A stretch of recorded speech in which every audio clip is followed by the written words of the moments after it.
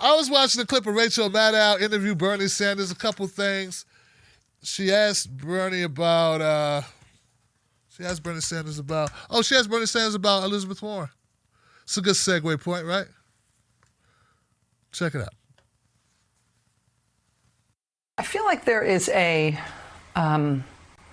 pretty big distance between the way that you have talked about Senator Warren and the sort of collegiality that the two of you have expressed mutually.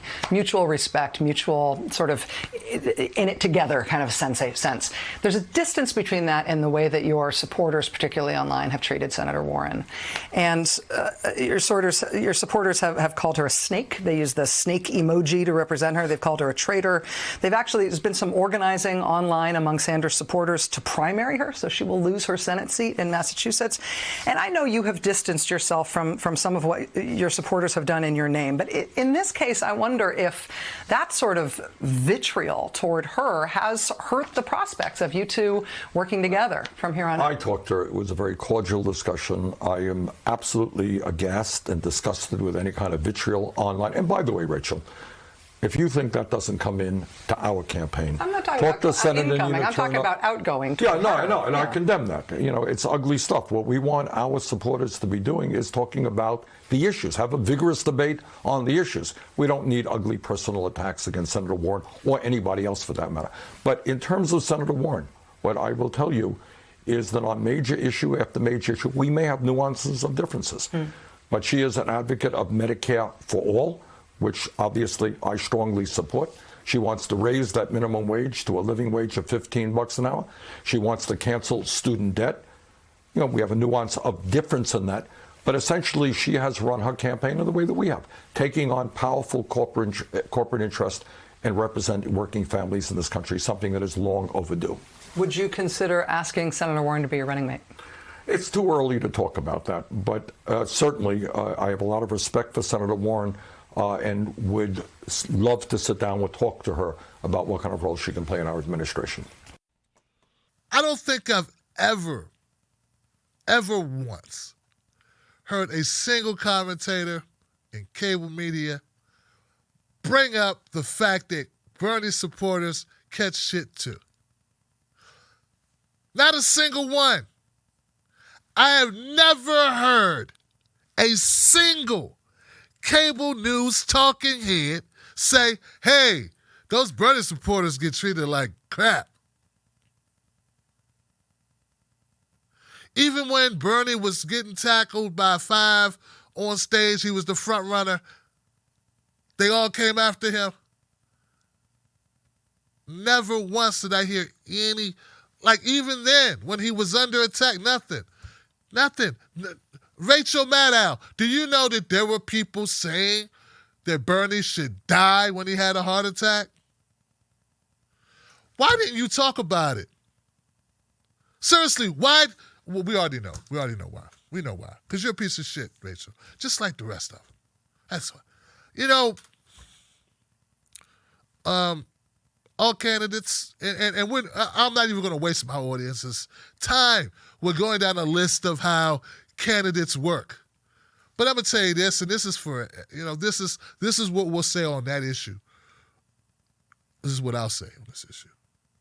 If you are a person who would forego supporting a candidate who wants to relieve student debt, we have seniors dying with student debt and not leaving their children money, but leaving them their student debt because you can't discharge it. It's going against their estate. You understand that? If you would not support a candidate that's going to fight to change that because somebody you don't know, who may not even be a real person, could be a bot or whatever, said you were a duty head on Twitter, you got problems. I mean, you got real problems. If you would rather not have a candidate that wants to expunge the records of young black men who have been disproportionately attacked by such as Michael Bloomberg's over-policing and racial profiling situation there in New York, where the point where they have records for like weed.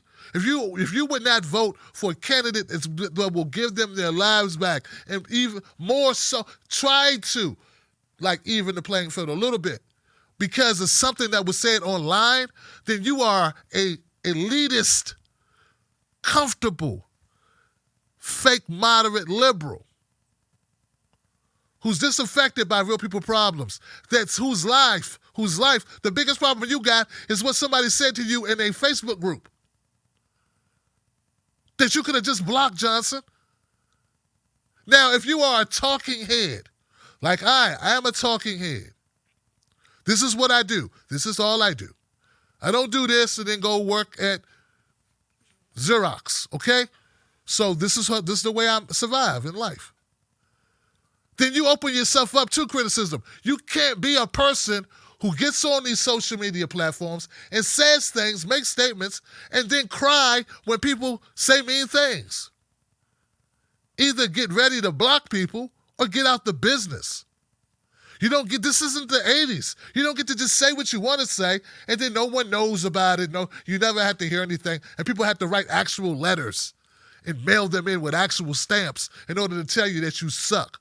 No, we're in a new age. Just like you get to go on shows virtually and you get to Skype, well, now it's a new day. So if you can't deal with people talking back to you in the information age or giving you information you don't want in the information age, your ass need to jump in a time machine, go back to the future, and go back to the 80s. Because this is the new world we live in.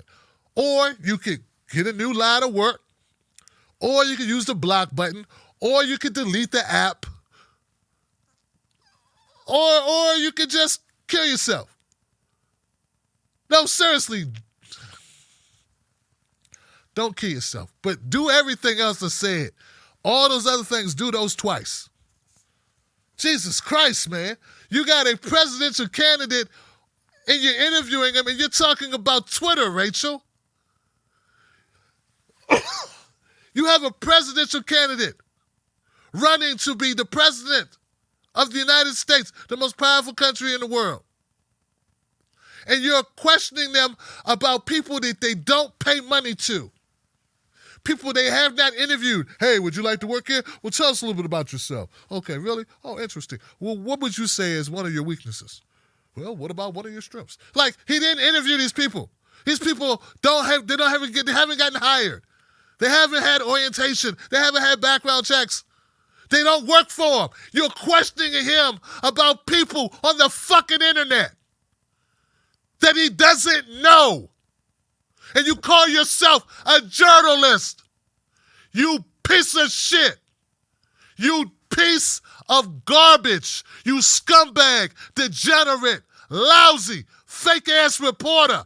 You corrupt $14 million a year. You know she gets paid $14 million a year to ask a presidential candidate not about poverty, not about paternal or infant mortality, not about the racial wealth gap. She asked this motherfucker, ask him about Twitter comments from people he don't know. And she got she get 14, and she still has a job, Johnson. She's still employed. She's still employed. She did that.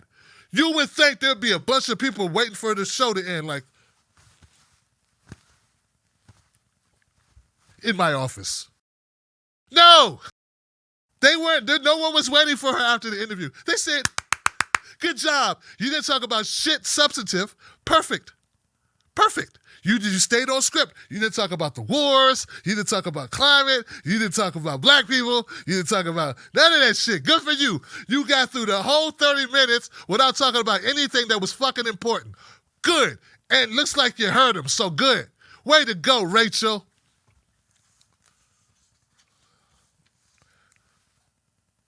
Gold star. Let's put her an extra $1 million on top of that. Put a cherry on top of that mofo. That's what I'm talking about. On point as always. Hollow, soulless, unethical vermin.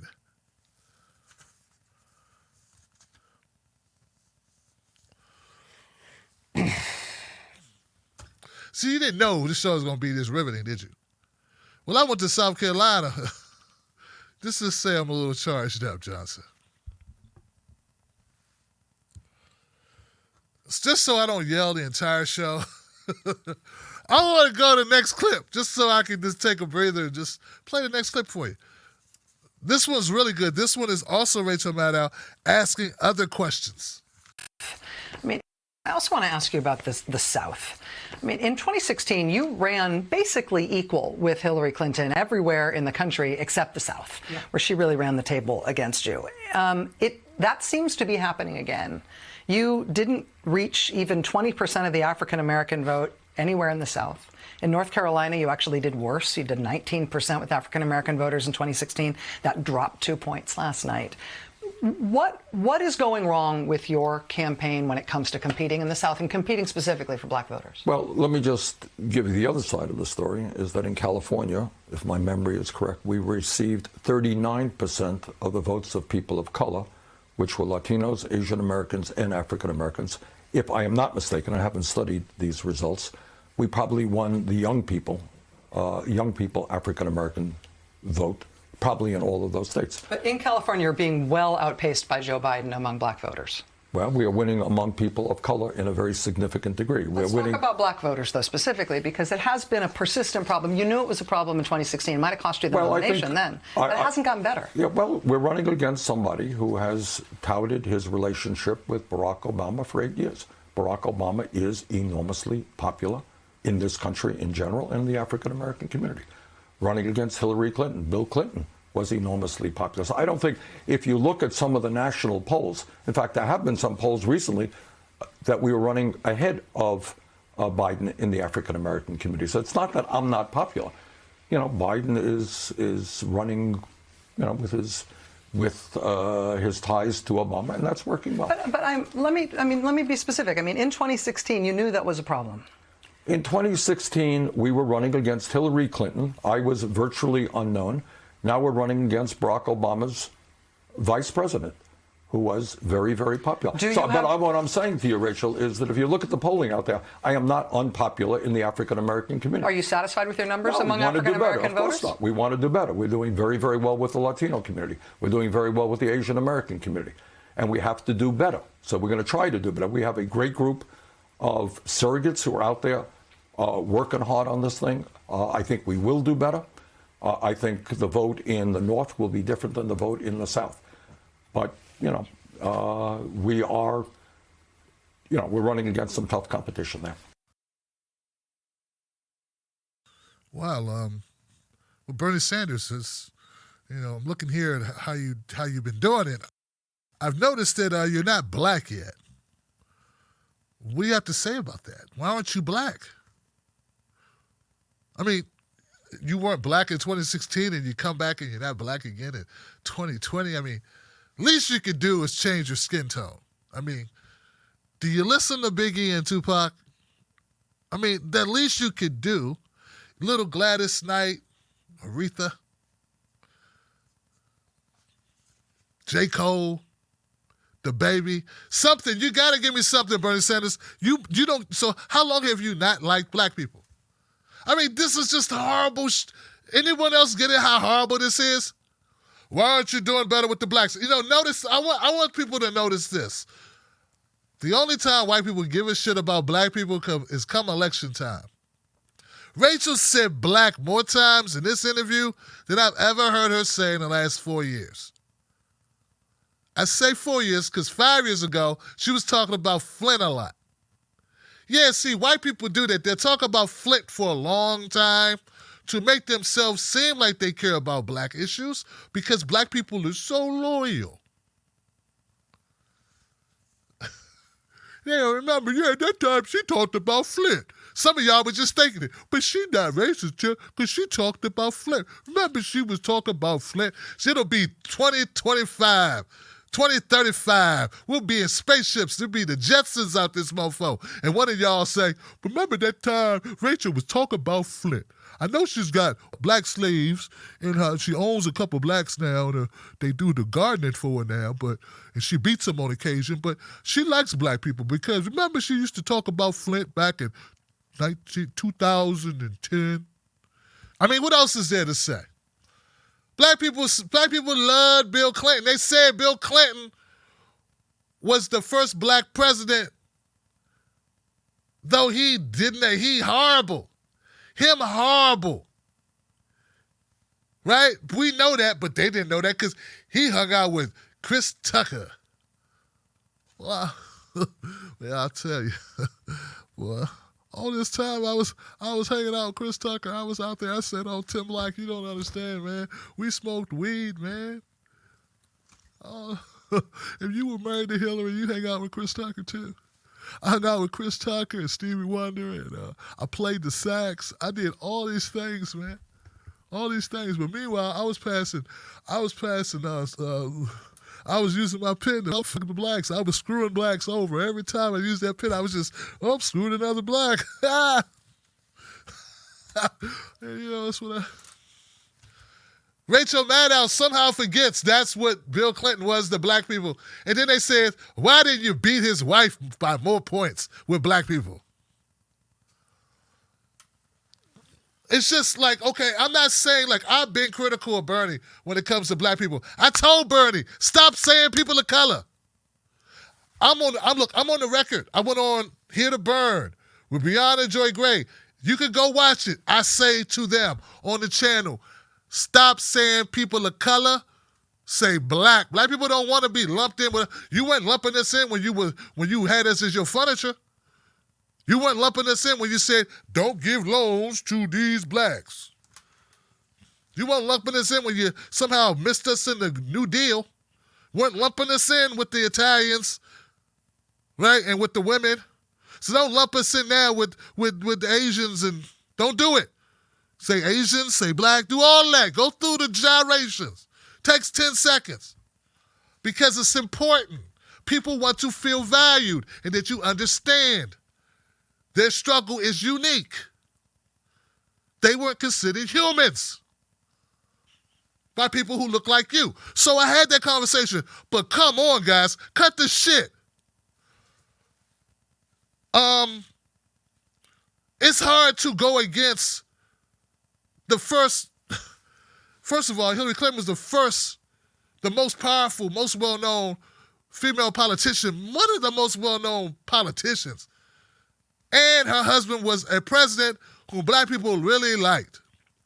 And black people voted for Obama over her. So it's this special trifecta, this special mix of, this going on, it's been going on the last couple decades in America, where it was either the Clintons who were honorary blacks or Obama who was really black. And since we voted for Obama, a lot of us felt an obligation to vote for Hillary.